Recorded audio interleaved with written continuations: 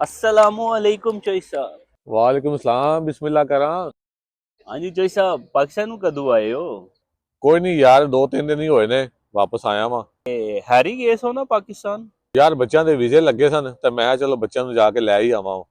ਅੱਲਾ ਜੀ ਮੁਬਾਰਕ ਹੋਵੇ, ਬੱਚ ਫੈਮਿਲੀ ਆ ਗਈ ਫਿਰ। ਹਾਂਜੀ ਫੈਮਿਲੀ ਆ ਗਈ ਏ ਤੇ ਹੁਣ ਜਾਣਾ ਤੁਸੀਂ ਆਪਣੇ ਭਤੀਜੇ ਵਾਸਤੇ ਕੰਮ ਢੂੰਡਣਾ ਕਿਤੇ। ਹੈ ਇਹ ਕੀ ਵਜ੍ਹਾ? ਕੰਮ ਢੂੰਡਣਾ ਉਹਦੇ ਵਾਸਤੇ?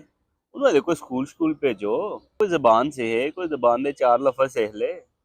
ਜ਼ੁਬਾਨ ਸਿੱਖ ਲੈ ਦਾ ਕੰਮ ਸ਼ਾਮ ਤੇ ਜਾਏਗਾ ਨਾ ਉੱਥੇ ਜ਼ੁਬਾਨ ਸਿੱਖ ਸੋ ਲੈ ਦਾ ਅਸੀਂ ਨਹੀਂ ਸਿੱਖ ਲਈ। ਉਹ ਚੋਈ ਸਾਹਿਬ ਮੈਨੂੰ ਪਤਾ ਜਿੰਨੀ ਕੀ ਤੁਹਾਨੂੰ ਆਂਦੀ ਹੈ ਜ਼ਬਾਨ ਤੇ ਜਿਹੜੀ ਤੁਸੀਂ ਸਿੱਖੀ ਹੈ। ਉਹ ਯਾਰ ਆਪਣਾ ਗੁਜ਼ਾਰਾ ਕਰ ਹੀ ਲੈਨੇ ਆ ਨਾ, ਚਲੋ ਕੋਈ ਗੱਲ ਸਮਝੂ ਤੇ ਲੈਨੇ ਆ ਨਾ ਉਹਨਾਂ ਨੂੰ। ਉਹ ਫਿਰ ਵੀ ਚੋਈ ਸਾਹਿਬ ਜਿਹੜੀ ਸਕੂਲ ਦੀ ਜਿਹੀ ਜ਼ਬਾਨ ਹੁੰਦੀ ਏ ਉਹਦੇ ਵਿੱਚ ਤੇ ਕਈ ਦੀ ਜ਼ਬਾਨ ਵਿੱਚ ਬੜਾ ਫਰਕ ਹੁੰਦਾ ਹੈ।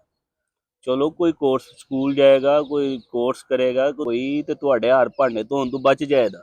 ਉਹ ਜਿੰਨੀਆਂ ਪੜ੍ਹਾਈਆਂ ਉਹਨੇ ਕਰਨੀਆਂ ਸਨ ਕਰ ਲਈਆਂ ਸੋ, ਉਹਦਾ ਉਂਝ ਵੀ ਦਿਲ ਨਹੀਂ ਕਰਦਾ ਕਰਨਾ ਪੜਨ ਤੇ। ਤੇ ਲਾਲਾ ਜੀ ਪਾਕਿਸਤਾਨ ਕੀ ਕਰਦਾ ਸਾਜੇ ਡੈਡੀ? ਪਾਕਿਸਤਾਨ ਤੇ ਠੀਕ ਹੀ ਪੜਦਾ ਸੀ ਪਿਆ, ਕੰਪਿਊਟਰ ਸਾਇੰਸ ਦੀ ਦਾਖਲਾ ਲੈ ਕੇ ਦਿੱਤੇ ਅਸੀਂ, ਲੇਕਿਨ ਹੁਣ ਮੈਂ ਯਾਰ ਥੱਕ ਗਿਆ ਬਸ। ਜਿੱਥੇ ਇੰਨਾ ਬਰਦਾਸ਼ਤ ਕਰ ਲਿਆ ਜੇ, ਕੋਈ 6 ਮਹੀਨੇ ਸਾਲ ਹੋਰ ਬਰਦਾਸ਼ਤ ਕਰ ਲਓ, ਕੋਈ ਜ਼ਬਾਨ ਦੇ ਲਫ਼ਜ਼ ਚਾਰ ਸਿੱਖ ਜਾਏਗਾ ਤੇ ਕਿਸੇ ਅੱਛੀ ਜਗ੍ਹਾ ਕੰਮ ਲੱਗ ਜਾਏਗਾ। ਗੱਲ ਤੇ ਯਾਰ ਤੇਰੀ ਠੀਕ ਹੈ, ਚਲੋ ਕੋਈ ਸੋਚ ਵਿਚਾਰ ਕਰਦੇ ਆ ਇਹਦੇ ਤੇ।